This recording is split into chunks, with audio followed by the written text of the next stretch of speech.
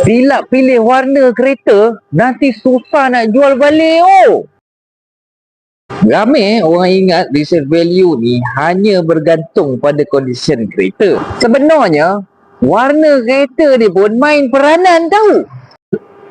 Dekat Malaysia ni, warna paling selamat untuk resale ialah putih, silver, hitam dan juga grey. Kenapa? Sebab majoriti buyer used car memang cari warna neutral. Bila buyer ramai, bila pun lebih senang ambil.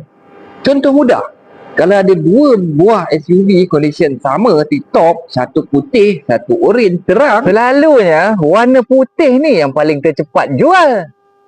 Sebab nampak clean, tak jemu dan sesuai kepada semua peringkat umur. Kalau pakai kereta tu lama, tak nak berganti dah, tak apa, ambil colour rare. Tapi kalau fikir resale value, warna neutral memang paling selamat. Korang tim apa? Putih ke, silver ke atau hitam? Ataupun grey? Terima tu.